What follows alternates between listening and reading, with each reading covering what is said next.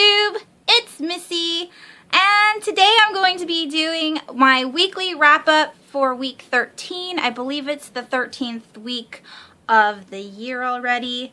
Say hello to Mr. Hellraiser. I put it up, and look it, there's my bookshelf, the one that stands in my room. I haven't been on this side in forever. I just feel like putting the lights and the camera over in my other bookshelf where I can sit down is a lot more comfortable, but I wanted to stand today so I could show off my art.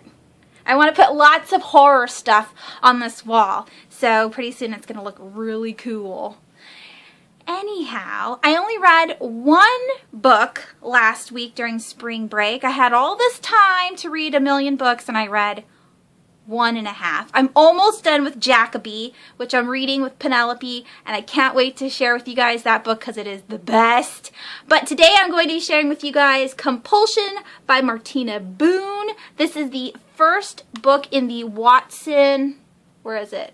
Heir of Watson Island trilogy. The second book is called Persuasion.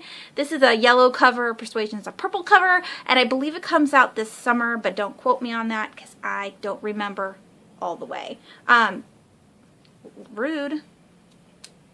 Let's turn that bad boy back on. Any day now. There you go. Okay, so sorry for the glare. Compulsion is about a girl named Barry Watson who just moved from San Francisco to Watson Island, which I believe is in South Carolina. Her mother has just passed away, and her godfather, Mark, who is a transgender ex-drag queen, which I thought was super cool. He's also really sick and dying right now, and so the only other family that Barry has left is her mother's twin, her Aunt Prue. And so Barry moves to this foreign place all the way across the country to live with family that she's never met before, and so Barry is very nervous and afraid of what she'll find there.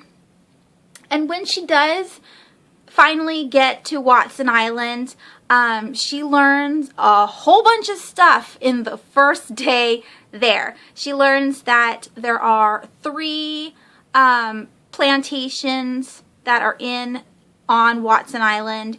That means 3 very old families. There's the Watsons, the Beauforts, and the Colesworths, and they're all feuding. They've been feuding for hundreds of years, and because it's such a small town, the feud still continues, and each family member has some kind of magical power that it's passed on from generation to generation. So with the Watsons, they can find things that are lost they can find. And so Barry has been dealing with the stress of this Watson curse, which is finding things her whole life.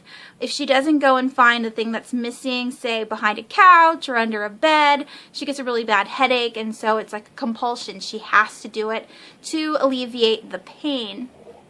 There is a whole lot of action that goes on in this book, and not like, you know, kind of action you're probably thinking of with race cars and stuff like that. I'm talking old family history action where there's a lot of old blood and some old just bad thoughts are going on, and the Colesworths are the worst of the bunch, and the whole town knows it, and Barry is completely thrown into this, you know, without knowing what to do, and so she tries to deal with it the best way she can.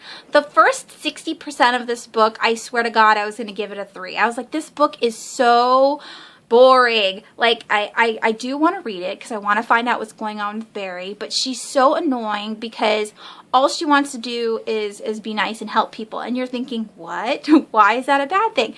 Because everybody's telling her it's a bad idea. They've lived at Watson Island forever. And sometimes when people have a stereotype, it's based on fact. And so when Barry meets her aunt and her aunt's neighbors, which is the Beauforts, and she meets 8 his real name is something else, but he's the 8th of that same name, so he's just considered 8. That's his nickname.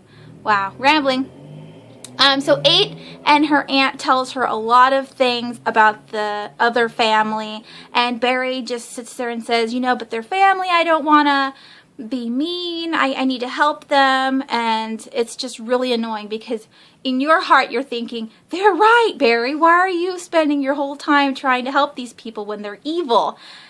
And so yeah, a lot of that for 60% of the book, and then the last 40% you're like, oh my gosh, and you can't put it down, and I was seriously hooked. So I gave this book 4 stars because it is extremely interesting. It just took forever to get to the point of the families and all that jazz and figure out what's going on. And not only is there like a curse and everything, but there's kind of like a voodoo thing. Very Southern Gothic. Totally I totally want to read the second book, and I can't wait for it to come out. I'll probably end up buying it on the Kindle as well, just because I already have Compulsion on the Kindle.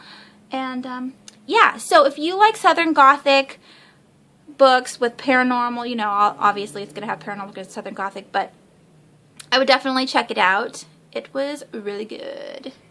And that's it. My one review for today. I hope you guys are having a wonderful week, and I will talk to you soon. Bye!